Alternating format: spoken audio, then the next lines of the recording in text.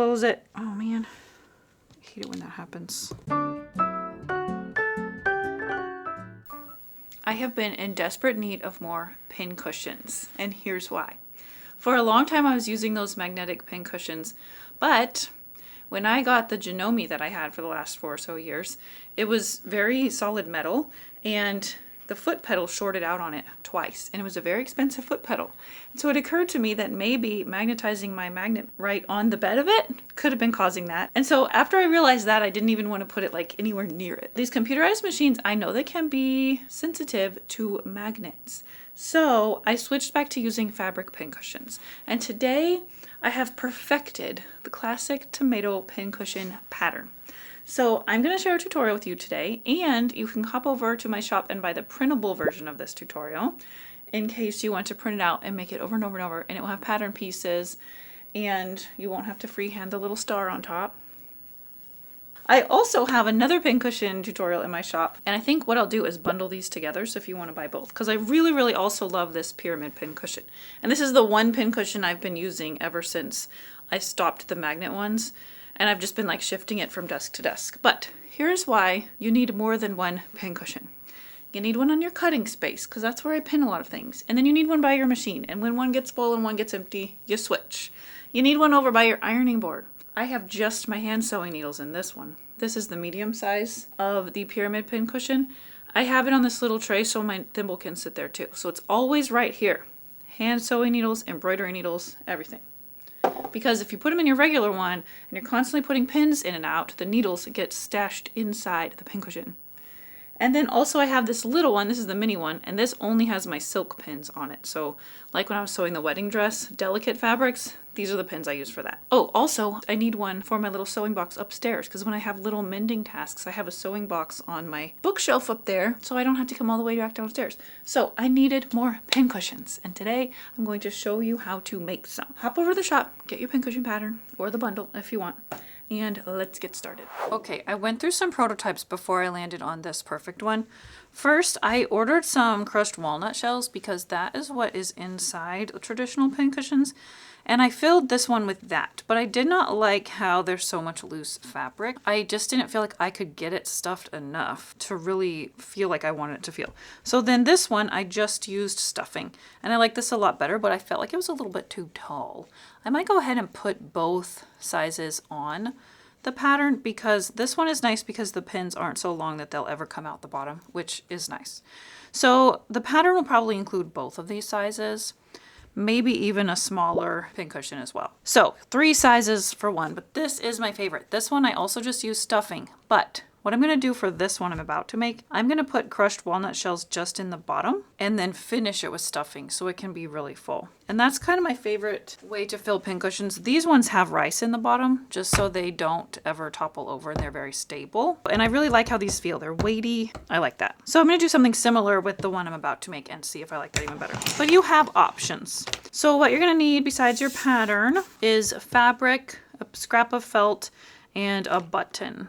And embroidery floss seems to be the strongest. I tried to make one just with thread and I had to pull it too tight and it broke. So let's just use embroidery floss or a very strong thread if you have it. So let me cut out my piece. Hopefully this is big enough. Yep. Your pattern will have nice markings, but if you don't want to buy the pattern, this piece is going to be cut 5 inches by 12 inches. Oh, I think I need a new rotary cutter blade. Okay, 12 by 5. Now we're going to sew this seam together in a 1/4 inch seam. This will be the only sewing machine seam that we have actually. Okay, and now you need your needle threaded with embroidery floss. So it needs to have a big enough eye to get the floss in there, not to drive you crazy. Okay, I think I picked this orange. This one can be any color for this part. Okay, we're going to just at the bottom, so if you have a directional print like me, make sure you're doing it at the bottom. Before we turn this right side out, we're going to just sew a gathering stitch or a running stitch about 1/4 inch from the raw edge all the way around so we can cinch it up. I realized when I was looking for like more literal tomato, like red fabrics, I have literally no red fabrics. I don't gravitate towards red, and every now and then I'm grateful that I realize there's holes in my fabric stash, because sometimes you need a certain color. I recently realized that about orange too, so now I have some oranges. Okay, so my running stitch is sewn, and now I'm just going to cinch it tight. And then for extra good measure, I'm going to wrap it tightly 3 or 4 times. And then I will knot it. Okay, so this is what it looks like now, a little ghost. Okay, so now I can turn it right side out, and I have this. So it has a very pumpkin-y looking bottom, and it's still open on the top. So next I'm going to take this over to my iron. I'm going to press under 1/4 inch on this top edge. You could just finger press it too, but I just like to go ahead and iron it. Okay, now I need a new piece of embroidery thread. That one's not quite long enough. If I were smart, I would have made it long enough. Knot it. Okay, this time I'm going to sew a running stitch about 1/8 of an inch from the top edge. I like to start in the back so I don't have to worry about the tail. Not that it's not going to get covered later anyway, but you know. Okay, I've made it all the way around, but I'm not going to cinch it up yet. First, I'm going to add my filling.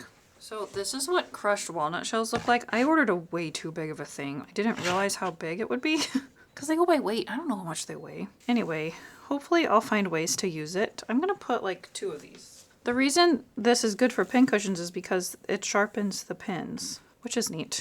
Okay, so I put a 1/2 cup in the bottom, and now I'm going to finish with stuffing. Make sure you stuff it really full. Ooh, I also hope my bottom is sealed enough not to lose any. I guess we'll find out if I have walnut shells all over my desk. Okay, when you think it's full, put some more. That's my motto. Let me cinch it and see if I need even more. Yeah, I can definitely fit more. Okay, let me cinch and see how that feels. It does feel really nice. Rice is another good alternative to buying a huge bag of walnut shells. Okay, so I'm going to cinch this as much as I can. And then it's kind of hard to get it not to loosen up while you sew a knot, but that's okay. We will take care of that another way. So I'm going to cinch it and knot it. But see, it's still kind of open. So now I'm just going to close it. Oh man, I hate it when that happens. Okay, so if I take stitches from side to side, cross the divide, and I knot, and then I do one this way, then I can get the hole much smaller. And it doesn't have to be totally closed because we're going to sew the felt piece on top anyway, but a little bit more closed than it was then. So I'm sewing a stitch and then knotting it. Let's do one more. Okay, now I'm going to knot it twice. Bury the tail. Okay, this is what it looks like now. Now we need to, it kind of looks like an apple, it's cute. Now we need to add the shaping. So I need an extra long piece of embroidery floss, like a yard. And this time I'm going to use a doll needle. If you don't have a doll needle, just use the longest one that you have and squish it through the best you can. Okay, knot one end. We're going to send this needle not through the stuffing because then the knot won't hold. So we're going to send it on one edge down through as close to the center as you can get it. Pull it until the knot catches. Then we're going to wrap it up and through the center hole and through the middle of the bottom again. And this is when we want to pull it taut. See how it cinches? And then pinch that while you make a knot. Okay, then I'm going to wrap it up again, opposite of that one. So I'm dividing my, I almost said pumpkin, my pin cushion in half. I think for the fall, I should make this into a pumpkin. What do you guys think? Put a little stem in there. That'd be so cute. We could have seasonal pin cushions or just pumpkin decor. Okay, I'm going to wrap this 4 more times so that I'll have 6 sections. So 2 sections, or 2 more times over here and 2 more times over here. I'm dividing each half into thirds, basically. Okay, this is the last time. Now I have my cinched sections. It's hard to make knots with this really long needle. If you ran out of thread, if you didn't cut your thread long enough, that's okay. Just knot it and get another one. I forgot to knot it because I was yapping. Okay, I'm gonna bury this tail inside. Ah, look how cute. Now I need to cut out a topper piece. I think I like this color. Pink. This is just a wonky star shape that will come with your pattern. I can barely see that, but I can do it. this will go on top. So now all I need is a button. This is the part I agonize over every time. For this one, I found a covered button and I thought that was so cute. Let's see what I can find for this one. That one's broken. That's kind of fun. I think I'm gonna use the green. And I'm going to sew it on with that extra piece of embroidery thread. You can of course just glue the button on, that's okay. But I like to sew it. I like how the thread shows. So we're gonna cheat though, and we're only sewing this on to the piece of felt. Okay, and now we have our handy craft glue. This is called tacky glue. And we're going to circle and then a dab on each end. We don't need to load it up with glue. You don't want your pins to get in there and be dulled. And press it down into the center. Ooh, I really like how this feels with the walnut shells. I think rice would feel nice too. But this one I do think cinched better, so I don't know. Choices, choices. But look how cute! I absolutely love this project. I think this is the perfect size. I love it. This is the perfect time to plug one of my very, very favorite things in my shop, and it is this tomato plant pincushion. Tomato pincushion plant. This is artwork by yours truly. You can get a print of this in my shop along with these two other ones, sewing seeds and sewing tools. These are something I'm really proud of and that you can go get in my shop right now. I'll put the link to this whole section of my shop in the description. I hope this has been really fun for you, and I hope that you find some time just to make a little something for yourself, such as a new pincushion. I'll see you soon. Bye.